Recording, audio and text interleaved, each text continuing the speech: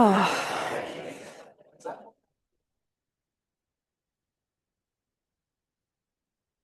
Hi, everyone. Welcome. It's good to see you all today. Thanks for being here. We're on page 87 if you care to open up your journals and have that ready for anything that you'd like to jot down or doodle about.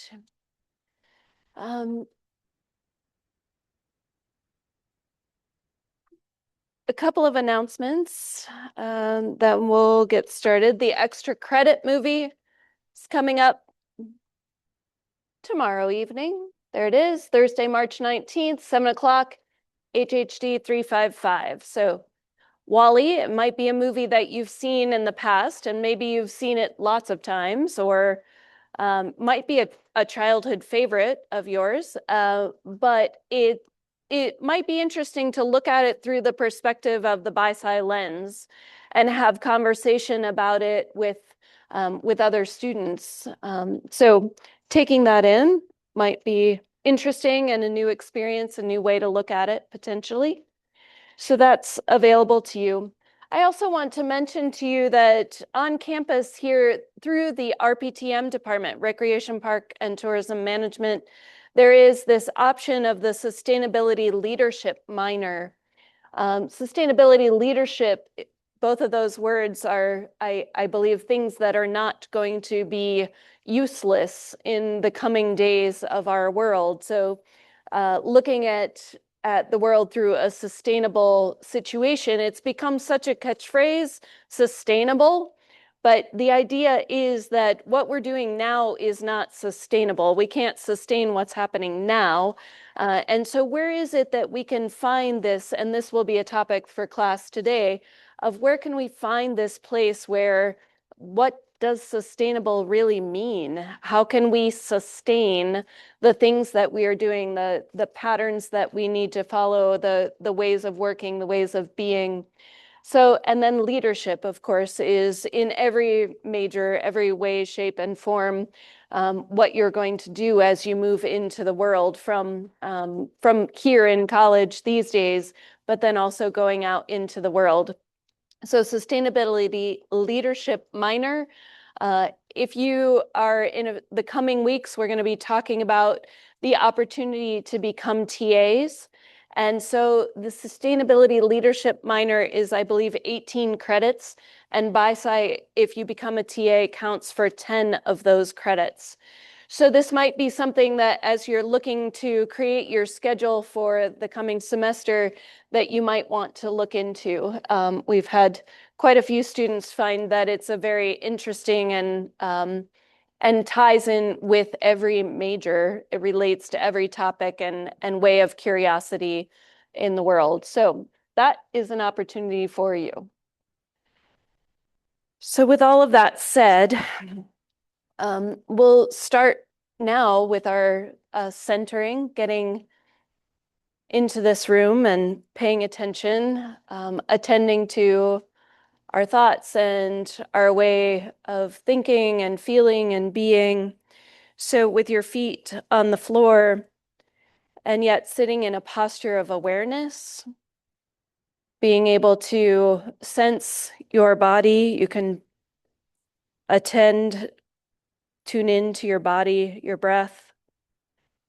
And I'd like you to reflect, become aware of where you have been today. Reflect on your day so far. And I would like you to bring your focus to something that has supported you since you woke up this morning. Something that has supported you at some point in your day since you woke up this morning. So there are lots of different kinds of support. So thinking about what that means for you, considering what you've needed and how those needs have been met.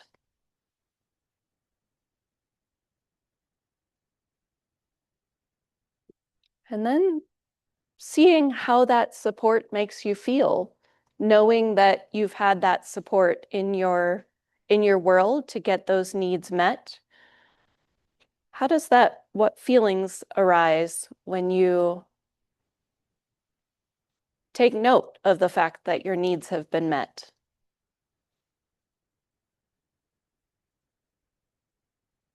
So take a moment and talk to your neighbor about what's coming up for you.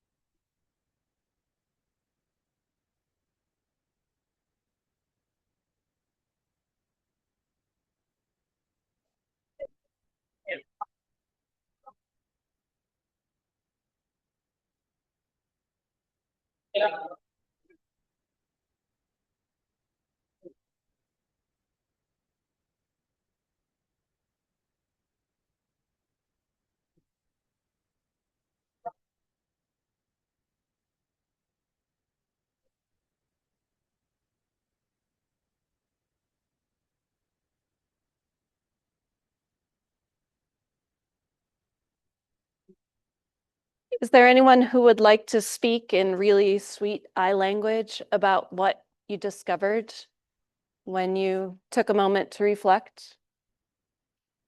Either what supported you or the emotions that came up when you realized that support?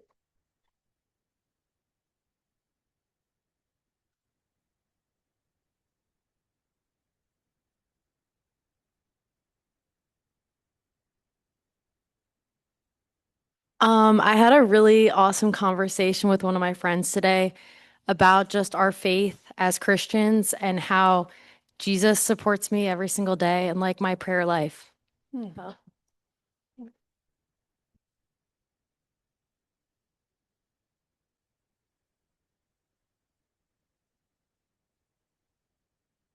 I mean, this morning it was like pretty sunny outside.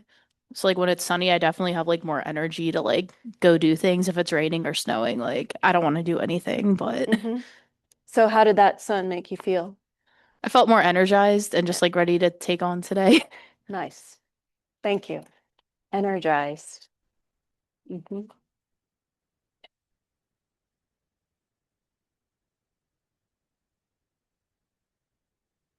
I felt supported by my mom today. I talked to her this morning when I woke up, so it was nice to be able to feel like I was still at home. Like Mm, nice. Yeah. Home. It's an interesting feeling, right? Brings up sweet feelings for you, it seems like. Yeah. So we're in this part two of the course where we're talking about some really challenging things. And this quote, there are always flowers for those who wish to see them, says Henry Matisse. So he was an artist, right? Pretty famous artist. So what comes up for me when I think of the support that I've had today, the friends, the food, the air, the sun, right? I feel a pretty deep gratitude um, for the things that have supported my needs, whether I took note of it in the moment or not. The sunrise this morning was stunning, and it did make me feel energized, um, ready to take on the day. And so just feeling a deep sense of gratitude, understanding that gratitude is a choice, the things that we can acknowledge and be grateful for. And so even in this time that we're struggling with the concepts and things that we're talking about in class, there are so many places and ways to feel that gratitude, to feel joy, to find those places and those things that are supporting us. So I just want to bring that around to keep things in balance as we're moving through some of this more challenging content. Um, Not to forget that there are all the beautiful things that support us and also all of the people and that are working toward change in this world. So gratitude, joy, happiness, energize, home, family, connections, food, all of the good things. So where we have been is talking about a lot of, we haven't talked directly about these things, but the tragedies, the tragedy and the chaos that we're facing on planet Earth, right? All of the different um, challenges that we're facing. The It feels so big and hard to wrap our heads and our hearts around. And so in your concept maps in week 8, I heard from some of you that it brought up even more. There are a lot of different things. And so part of that assignment to create your concept map was to put yourself somewhere in the concept map. Today's conversation is going to be about where do we fit first person ecology. So where do I fit in what's going on? How is it that the choices that I make contributions? And also as a human species, where do our choices, all of us together, fit in that? So we're really facing a world of wounds. This part today is starting the second part of the second part, is how I like to think of it. Why is this the state of the world? Why are we facing the oceans sickening and the climate changing and the chemicals that are being put into the atmosphere and into the water and into our food, into the ground? And so, what we're going to talk about now, just like I mentioned with chemicals, there are effects, some people term them side effects, but these are effects, things that are happening. So what we've been talking about, the climate, the chemicals, all that stuff, those are symptoms. And so what we're going to dig into in the next few classes is what's the root cause? Why is all of that stuff happening? What's the underlying cause of what's going on? So I'd like you to take a moment and reflect on this, the bigger picture of what's happening. So why are we facing these challenges on our planet? So take a moment, think about why that is. You might want to make a note or two in your journal, a couple of theories to go back to our scientific discoveries, right? What are your theories about this? And then so reflect for yourself and then talk to your neighbor about your theories. Go.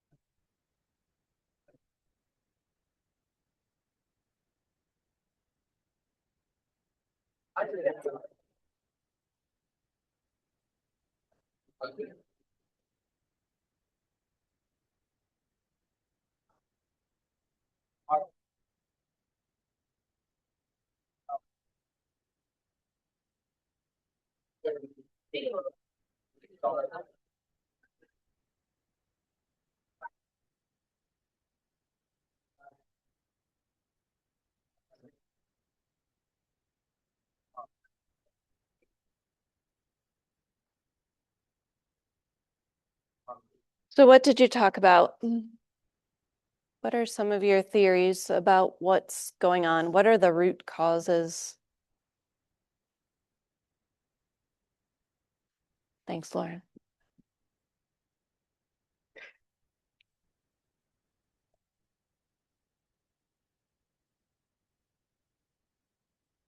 We were talking about how there's kind of a part of human nature that wants innovation and exploration, and I think that we get carried away in that, and it kind of got us to where we are. Interesting. Yeah, so innovation, exploration, and we've gotten carried away with that. There is human drive for creativity for sure. Yeah. I feel that one of the main issues is that humans assume the worst in other people, but the best in themselves. So when a situation is present, we assume that we would be the ones to, or the only people who care, and assume that other people don't care. So I guess, we don't take initiative because we think other people won't. And because we're one person, it won't make a difference. Yeah, very powerful. Yep. hmm I mean, speaking of innovation, we're already holding innovation as we speak. Plastic folders, our pens. Plastic has changed our lives, both in the good and the bad. And I don't think humans are really comfortable with, sacrificing their comfort, convenience, and just what we use it all every day in our everyday lives, and we're not willing to sacrifice that just for the environment because it helps aid us in the economy and industry. We use cars every day to get to work. There really is no other way to get to work to a place where it's like a 20-minute or 30-minute commute without being late or without getting fired or without facing other complications. Yeah. So consumption Consumption. choices. Yeah. Thank you for pointing that out. Yep. Any other theories?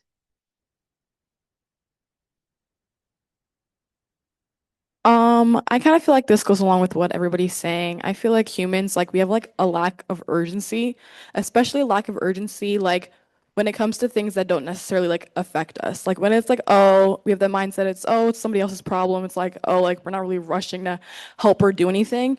And so like I feel like if we like associate that with like problems like climate change, I feel like people have the mindset of like, oh yeah, maybe global warming is happening, but there's no immediate urgent effect, so why would I do anything about it now? Yeah. So perspective on the situation. That's interesting. Yeah. So lots of different possibilities. And oh, sorry, did you have one? Yeah, one more over here. Thank you. Thank you. So what and my partner talked about is also like the root causes of companies as well.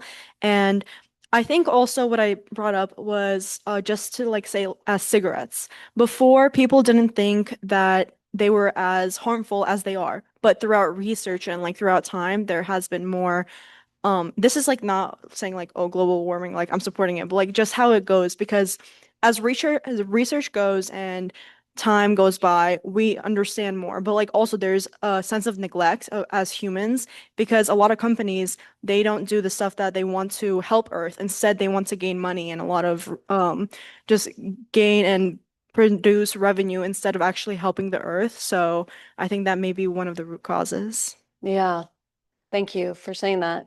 The focus on profit rather over the real issues. Yeah, that's big. So you've mentioned quite a few, and so we're going to tackle these over the course of the next few classes, sort of breaking apart some of these root causes. I appreciate your thoughtfulness around that. So the first one that we're going to talk about is just this is the image that we looked at a while back when we were talking about the blue planet. And taken in 1969, the size of the planet has not increased at all over the course of the last 50 years. And yet the population of the planet has more than doubled. So when this photo is taken, the population of Earth of humans was about 4 billion. So 4 billion in 1970, and then 8 billion. We reached 8 billion people in 2022. So we doubled our population in 52 years, we add 1 billion about every 13 years. So now we're here. The current world population, here's this on Worldometer's world population chart.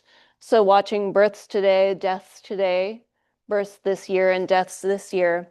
So if we were able to go back in time, it's important to note that when we're looking at births today and deaths today, where we're having more people born than are dying, that's not always been the case. Modern medicine has, and the situations of our lives have changed so dramatically over time that things have gotten healthier. We are living longer, fuller lives than our ancestors did.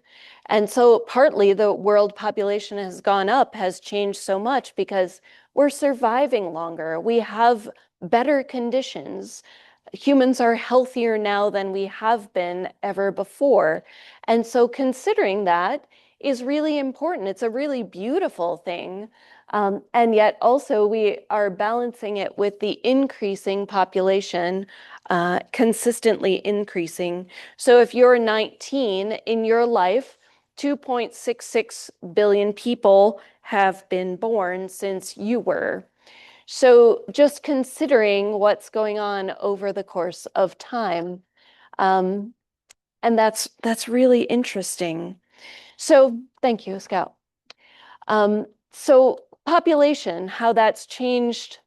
We can look at this chart, the world population growth through history, is that right now we're on this dramatic curve. We're on this curve where it's called exponential growth. So we were on a more of a linear trend as going this way, but then all of a sudden, over time, we have hit this place where we are doubling our population so frequently. So how is that we have changed our pattern, right? There are thoughts that this beliefs and strategies and theories that this is going to change over time, that our population is going to level off or even decrease over time based on resources, based on people's beliefs, based on all kinds of science. So it will be interesting to see. But currently we're still on this growth that we're calling the Great Acceleration. We have reached this point in time, this geologic era. So if you think about the Mesozoic and the Paleozoic, the state of geologic time that we're in right now has been titled the Anthropocene. Anthropocene is named after anthro, just like anthropology, the study of humans. So Anthropocene is this time when we are changing Earth so dramatically. And this has been true since about the 1950s. You mentioned the world of plastics and how that has increased over time. We'll be reflecting on that a little bit more in a future class. But thinking about how the world population has gone up, and then you notice these curves, the real GDP, so that's talking about the money and the finances, and then urban populations have increased, primary energy use, fertilizer consumption, large dams, water use, paper production, and we can go on and on. And then what's happening in the Earth system trends, carbon dioxide going up, nitrous oxide, methane, marine fish capture, how sharply that has risen and then has changed over time. Domesticated land. It's fascinating to see that the curve is pretty consistent. So we crossed that tipping point in the 50s when World War II was over and consumption and production just slipped into overdrive. And we as producers and consumers moved into this new exponential growth. So it's been a rather dramatic change and relates also to this going back to conversations during the bird class and after that of how the species extinctions is following the same curve, how those species, the International Union for Conservation of Nature, they have a red list, species that are in sharp decline, that they're worrying about and focusing on. So species are changing their populations in relationship to what else is happening on the planet.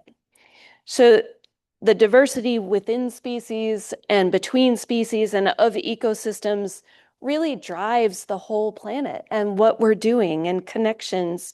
And so there is still time, they say, to foresee a sustainable future. The report finds that around 1 million animal and plant species are now threatened with extinction, more than ever before in history. So when we think about the biology of this, of what's possible, this is a really important biological concept, the idea of carrying capacity.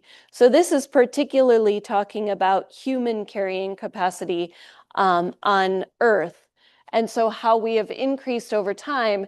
And then the dotted line is just showing it's hard to say what's going to happen. So where everybody could be comfortable is somewhere here, and where we are is somewhere up here. So there are more, at the end of 2024, the number of forcibly displaced people in the world has reached 123 million. So due to wars and environmental effects and all kinds of things, people have had to leave their homes. And so that shows us that there's stress on the resources, stress on the planet. So less habitable land area where people can survive. We're seeing how those individual countries and states and areas must make difficult decisions about how to provide for themselves. So this is a fact that there's more people than ever, and more people means more consumption. So that's interesting to think about. But then thinking about, there's also a statistic out there that says there would be enough food for everyone on the planet right now if we were able to grow it in the places and transport it to the places that need it. So is it just about population? It's not exactly. So we have to consider what else. This ties into some things that you all were saying. So what is this, right? How does this image connect to the ecological crisis? Talk to your neighbor about this.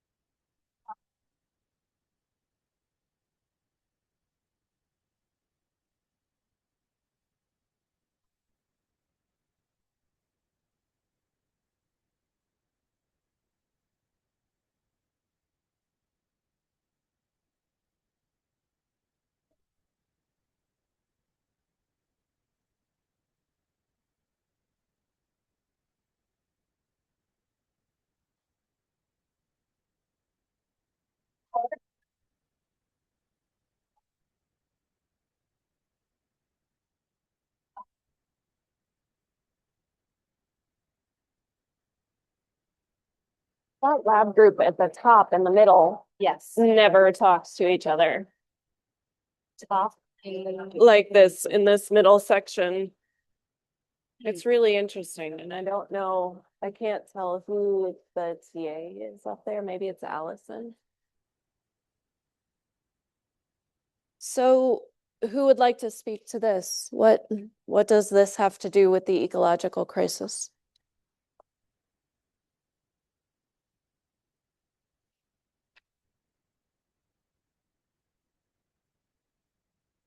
Um, I would think greed in some ways also convenience. They're buying new things they could have, they might not need it. It just might be easier to replace something rather than to fix it. There's something that might just be new and just easier on their lives instead of just keeping their old things. Interesting. So consuming and the underlying reasons for why people buy stuff. Yeah. Interesting. Yeah. My group was kind of talking about something similar. Like again, I feel like this image depicts just like overconsumption. Like from what I can see, it's a mall. And sometimes I feel like when we go to the mall, whatever we're getting, we might not necessarily need. Like, I feel like need is like a strong word. So again, like we're just buying stuff we want. And with that high demand, like we're like companies have to produce more stuff. And so we're using up more natural resources like to produce like more of those things. Like unfortunately, I am that type of person. Like I'll buy like three of the same leggings in like different colors. You know what I mean? But again, like that requires like higher production. Mm-hmm. Thanks for saying so. Yeah. Interesting. Yeah, I mean, my group was talking a lot about overconsumption as well, but if we actually, would you mind going back to that last picture of the graph? Yeah, because when we're talking about the Earth's carrying capacity, constructing large malls and buildings like these only invigorates that carrying capacity. And when you're creating malls, when you're creating these types of buildings with large amount of stores, like you're displacing multiple types of species, like ecological systems. You're removing waterways. You're blocking like environmental systems. So it's no good just because you're not only creating a factory for overconsumption, but you're also displacing so many species and so many environmental stuff, which could only contribute to this, what's happening right now. Yeah. Thanks for putting that together. Yeah. Mm-hmm. Does anybody else want to add to the conversation? So lots of different ways to look at this. Oh, sorry. Go ahead. Yeah.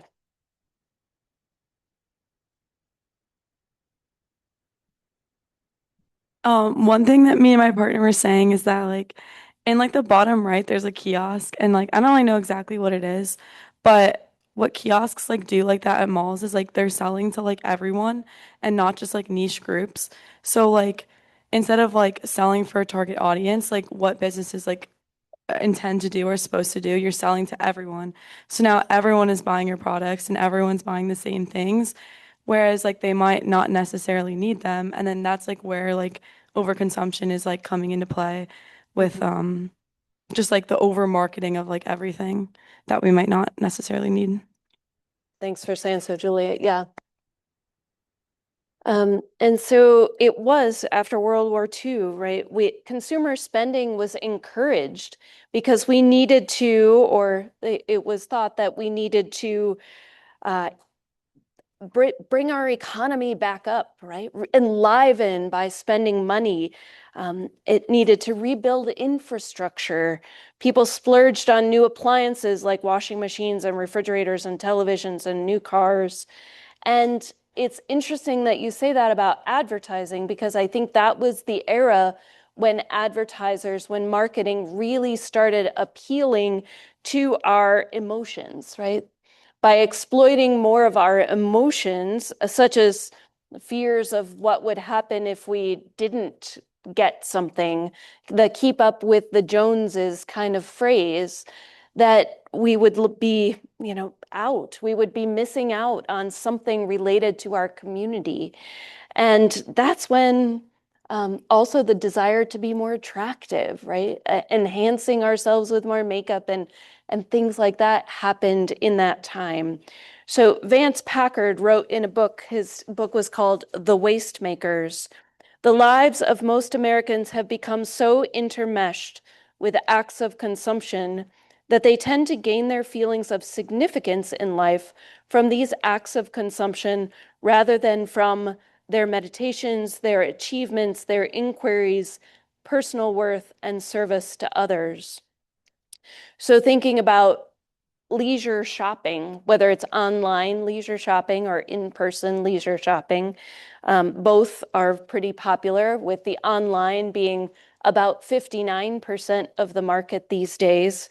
And the idea of finding that thrill of the bargain or finding that thing that you think is going to really feed you and need you, and that understanding that those feelings are often fleeting. If those things were things that we really invested in and cared about, then we wouldn't be replacing them so often. They're things that we would hold on to, hold dear, and take care of.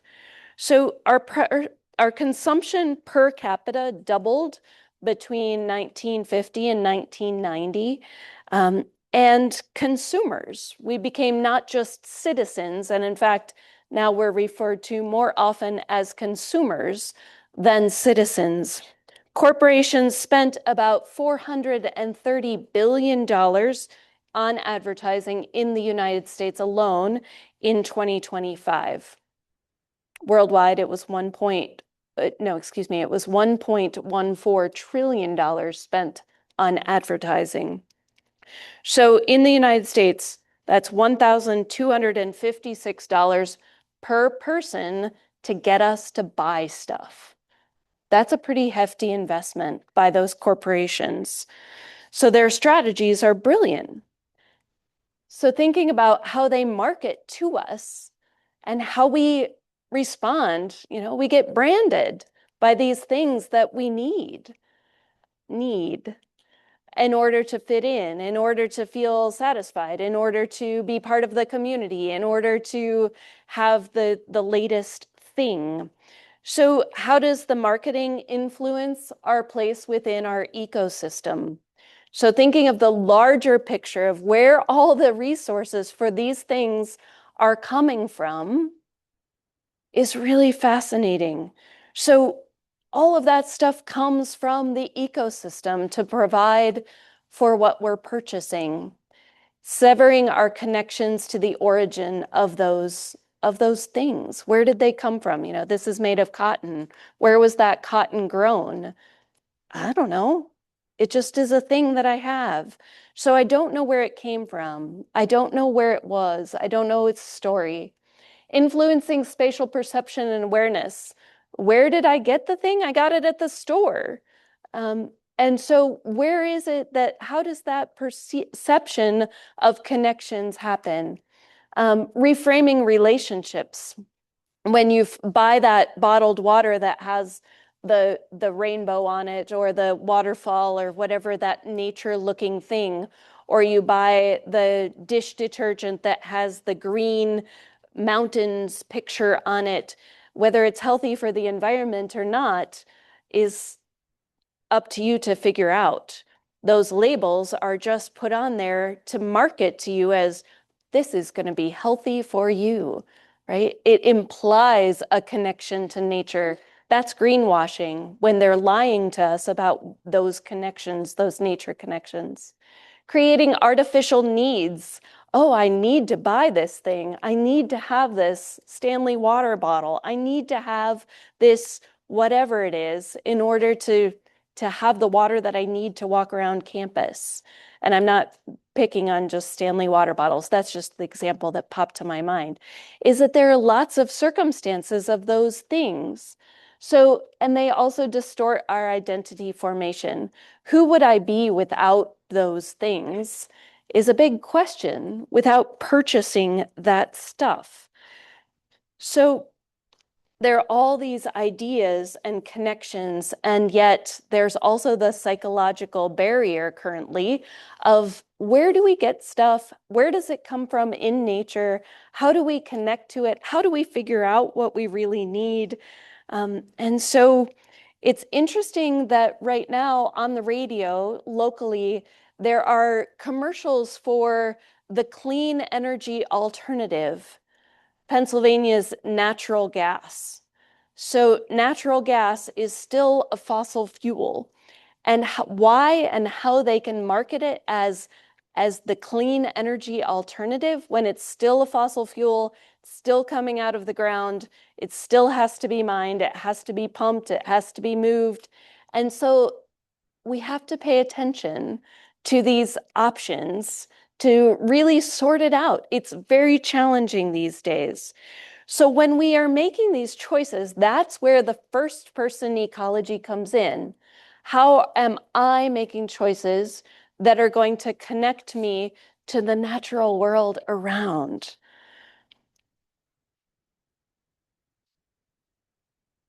Harvard professor Naomi Orsekis, she says she studies earth science related to history. She says, climate change is an epic market failure.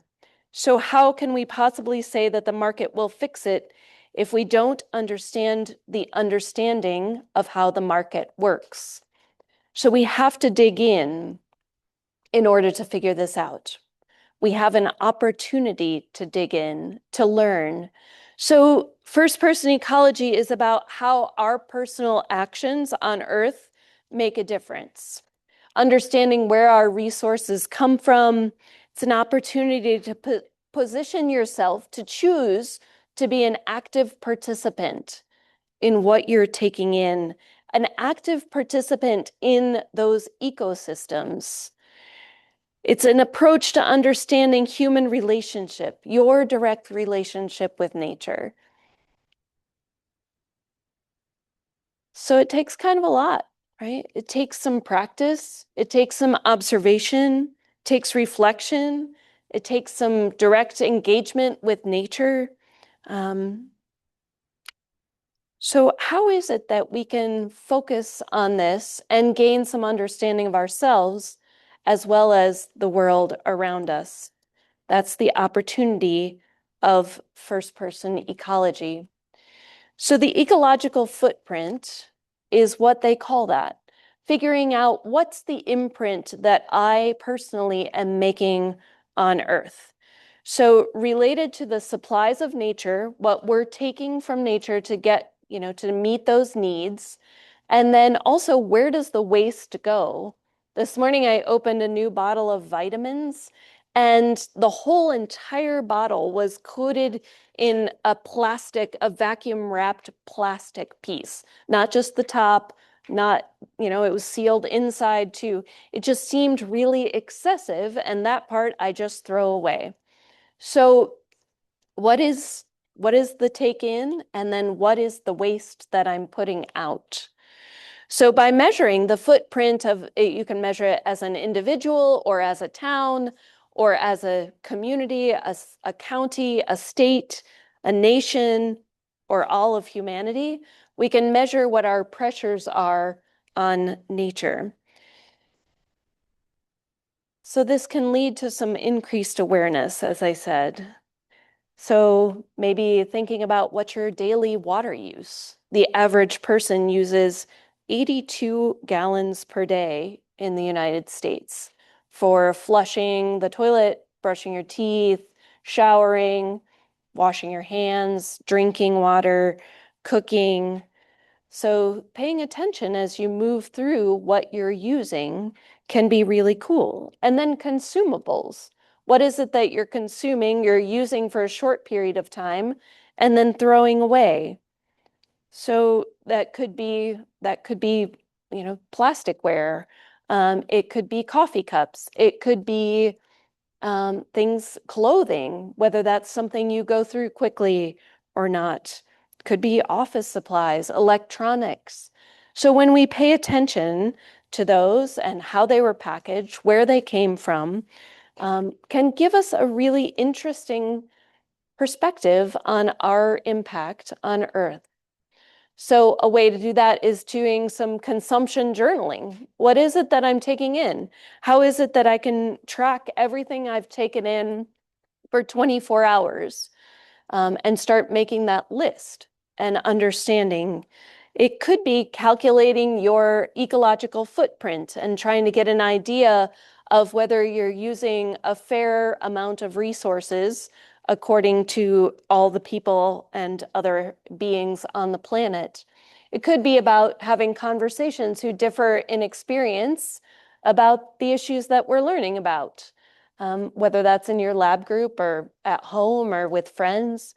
And then also making place-based connections to the materials. So where did the things come from relating to how local ecosystems work?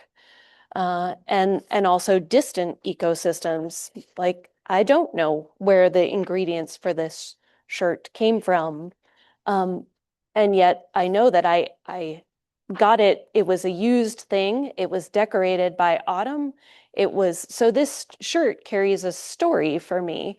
And so how is it that we relate to the items in our use? Take a moment and take in this image.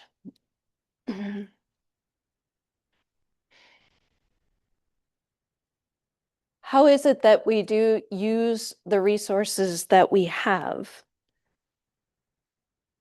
How can we think and act in ways that are more attuned to the world around us? How are those stories carried forward? There's a story that I heard of a woman she was preparing a ham, and she watched her mom prepare hams over the course of her childhood. And every time her mom would cut off both ends of the ham and put it in the pan and put it in the oven. And so this woman was cutting off the ends of the ham and putting it in the pan, and her daughter said, why do you do that? Why do you cut off the ends of the ham? And she said, well, I don't, my mom always did that. And so the next time she was with her mom, she said, hey, I was making a ham and I cut off the ends, and I was wondering why you did that. And the mom said, oh, because my pan was too small. It wasn't anything about how to cook a ham. It was about the resources that she had and the things that she chose. And then the daughter continued doing it because that's what she saw. So take a moment and reflect on something that you use or do, a pattern that you are curious about, and talk to your neighbor about that.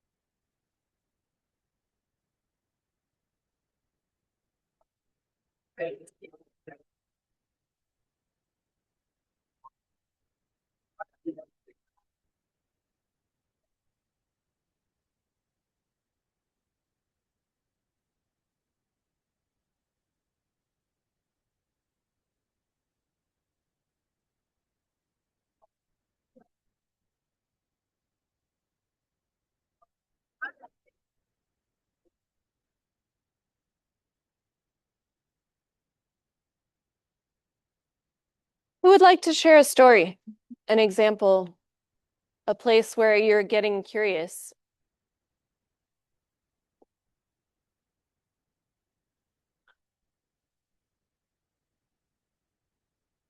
She's coming.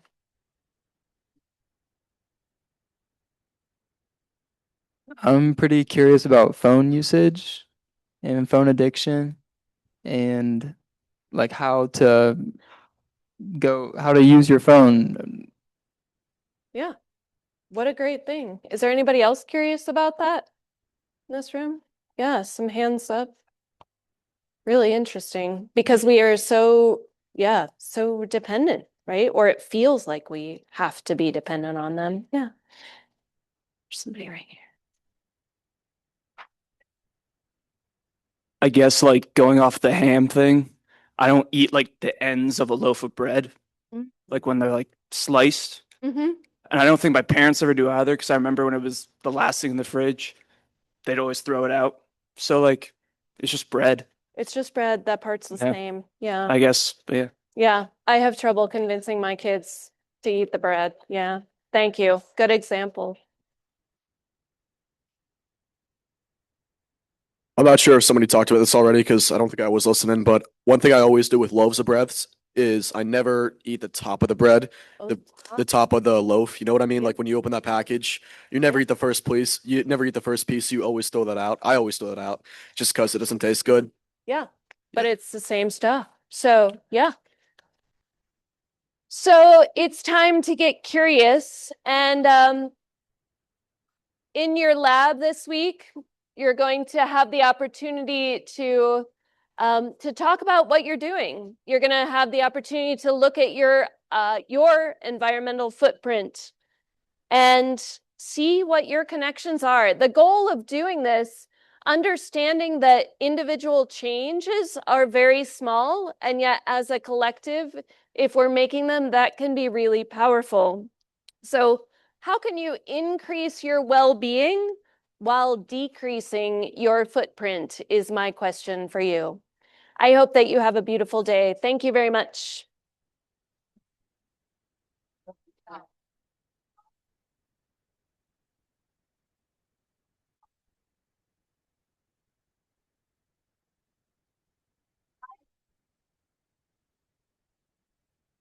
How are you? I'm good, thanks. I've been reading this book lately.